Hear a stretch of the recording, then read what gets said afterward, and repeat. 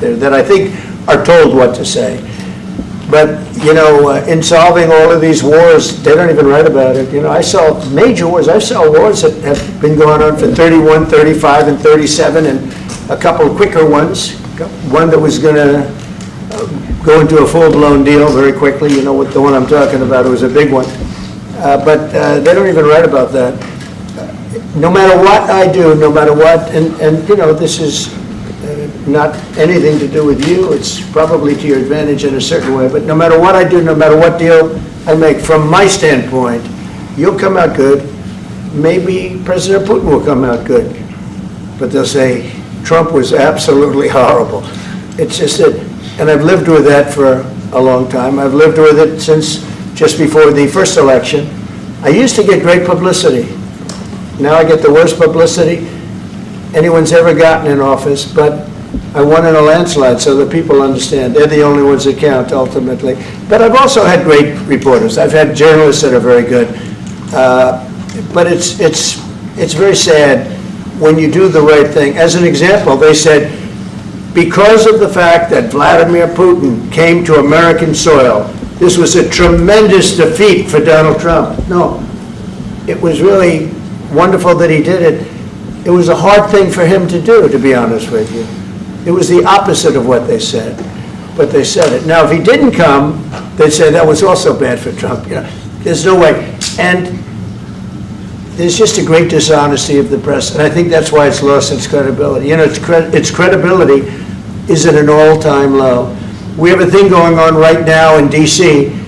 We went from the most unsafe place anywhere to a place that now friends are calling me up, Democrats are calling me up, and they're saying, sir, I want to thank you. My wife and I went out to dinner last night for the first time in 4 years, and Washington, D.C. is safe, and you did that in 4 days.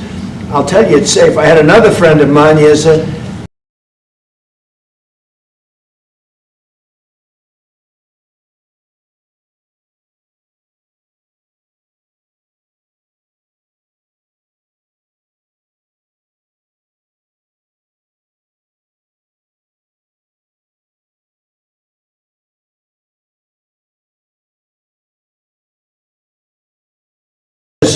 he's a dictator. He's trying to take over.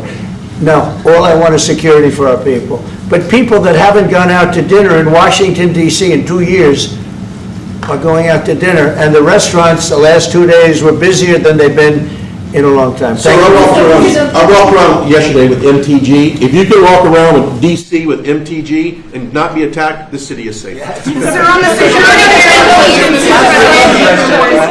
you, Mr. President. Last week you warned of what you called severe consequences if a 30-day ceasefire or any type of ceasefire were not agreed to by Russia.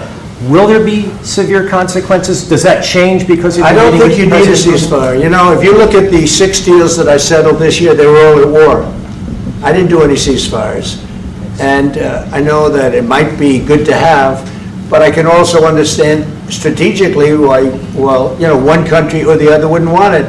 You have a ceasefire and they rebuild and rebuild and rebuild, and, you know, maybe they don't want that.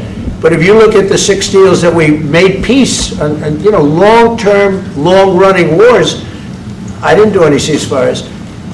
Would I like the concept. You know, I like the concept of a ceasefire for one reason, because you'd stop killing people immediately, as opposed to in 2 weeks or 1 week or whatever it takes.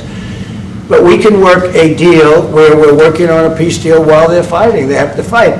I wish they could stop. I'd like them to stop. But strategically, that could be a disadvantage for one side or the other. But all of these deals I made without even the mention of the words ceasefire. President Zelensky, can you explain the decision to offer Ukraine Article 5-like security guarantees, but stop short of pushing for their full membership? Yeah, well, we haven't done anything on that yet.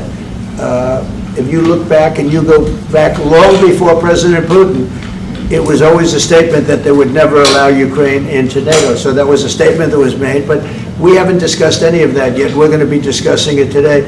But we will give them very good protection, very good security. That's part of it. And the people that are waiting for us, they are I think they're very like-minded. They want to help out also. Thank you, President Are you Trump. disappointed there's no The United ceasefire, Mr. States, President? the United States has already given hundreds of billions of dollars to this war effort in Ukraine. At best, it is a stalemate, and the killing continues. So, President Trump, how much more is the United States willing to give Ukraine? And President Zelensky, how much more do you want? Well, I'll start off just by saying we're not giving anything now. We're selling weapons. This is something before, I guess the number's well over $300 billion. That was under Joe Biden, a corrupt politician, not a smart man, never was. By the way, go back 40 years, he was not a smart man 40 years ago either, but now he's in particular bad. This was done by a corrupt administration that shouldn't have been in, and frankly, if the right results of the election were given, if I were president, this war would have never taken place, and he would have been very happy, because he would have liked to have seen. I mean, they went through hell. He went through hell. This war would have never happened, and the people that were killed, a couple of million people, a lot of people with soldiers and everything else, and the people that have been displaced and forced into other areas and other countries because of what's happened, none of that would have happened. And I'm just saying that he was a horrible president, whether it was the borders or this. He was just a horrible, corrupt president. I can. Thank you so much. So first of all, we have possibility now to buy weapon from the United States. We are thankful for this program and this opportunity. We are thankful for Europe. They pay for this, and through NATO program, for example, Pearl and etc. We have some programs where we can have some money to finance this, and this is a part. I think it's not a part for the war and to defend us. It also will be a part for security guarantees, to strengthen our army, to rearm Ukrainian army. This is very, very important. And it depends how much money we need to rearm. For example, the question of air defense, we spoke about it with President Trump, and I'm happy that we have now bilateral decisions and we work on it with production, American production. Nobody in Europe has so many air defense like Patriots, for example. We need it very much, and this is also about defending. I think the good news, we make the best military equipment in the world by far. You mentioned the Patriots. How good are they? Systems. We have systems, they're literally 100% foolproof, and it's really like shooting two bullets, two bullets hitting each other in the air in a space like this. The chances, 100%, it's 99 to 100%. So we sell the equipment to NATO, and NATO does what, I don't know what the arrangement is that you have with, but I know that they want you to have the equipment. And we're getting the best equipment in the world, but they pay us for the equipment. Under Biden, it was just crazy what was going on. I believe the number is over 300. I think it could be $350 billion worth of equipment and money and everything else. And we've made more progress in settling this war in the last 2 months than they made in 4 years. This should have been settled a long time ago, but it should have never happened. Yeah, please. Brian, go first. You pushed out on social media about doing away with mail-in ballots and potentially electronic voting machines. Can you expand on that and how important Well, that is? that's a very off-topic, just really quickly. Mail-in ballots are corrupt. Mail-in ballots, you can never have a real democracy with mail-in ballots. And we, as a Republican Party, are going to do everything possible that we get rid of mail-in ballots. We're going to start with an executive order that's being written right now by the best lawyers in the country to end mail-in ballots because they're corrupt. And you know that we're the only country in the world, I believe, I may be wrong, but just about the only country in the world that uses them because of what's happened. Massive fraud all over the place. The other thing we want change are the machines. For all of the money they spend, it's approximately 10 times more expensive than paper ballots. And paper ballots are very sophisticated with the watermark paper and everything else. We would get secure elections. We'd get much faster results. The machines, I mean, they say we're going to have the results in 2 weeks. With paper ballots, you have the results that night. Most people, but most people, many countries use paper ballots. It's the most secure form. So between paper ballots, very, very important, paper ballots, and I think maybe even more important, the mail-in voting. We're going to end mail-in voting.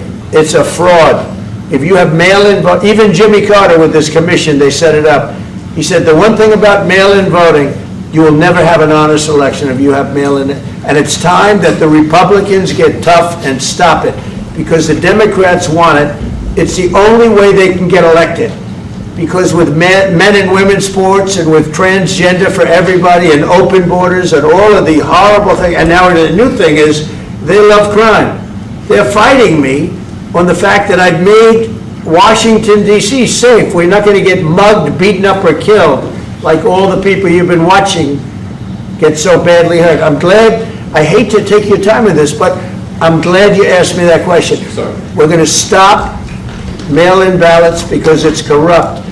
You know, when you go to a voting booth and you do it the right way, and you go to a state that runs it properly, you go in, they even ask me, they asked me for my license plate, for identity. I said, I don't know if I have it.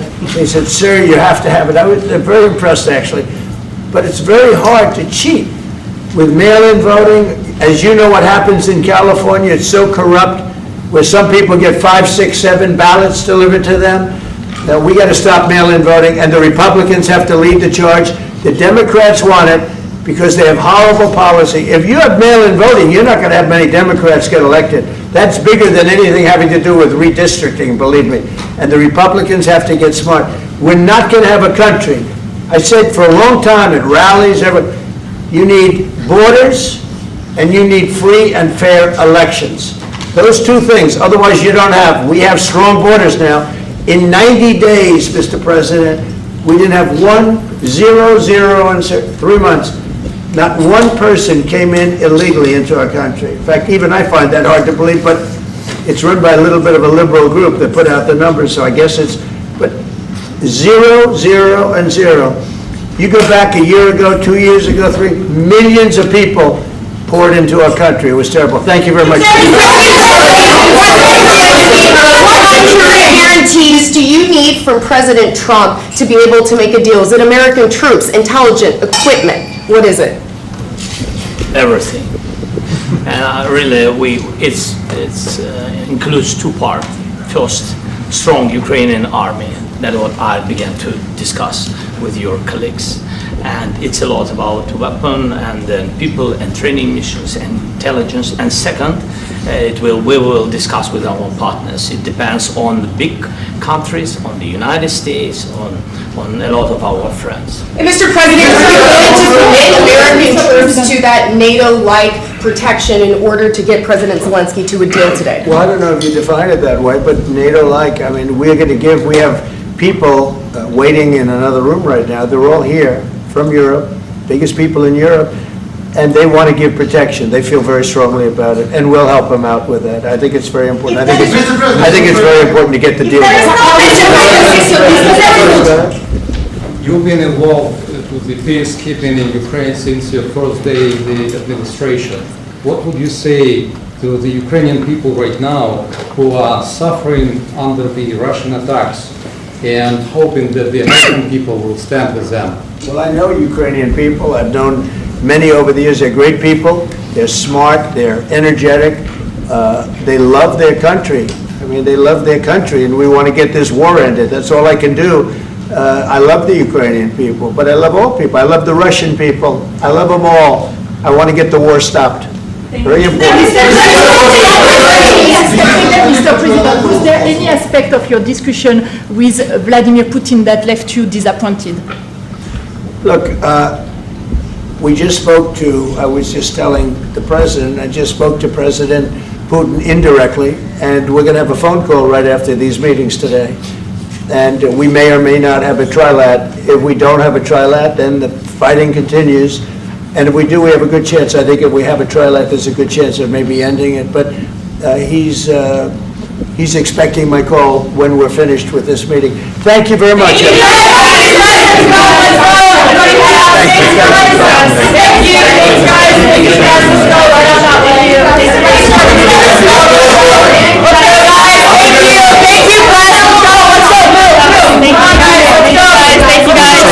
Thank you, guys. Keep moving. Thank you, guys. Keep moving.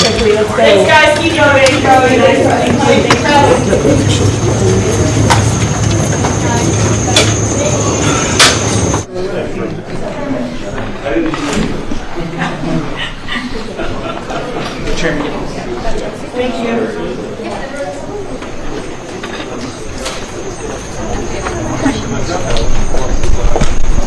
Thank you.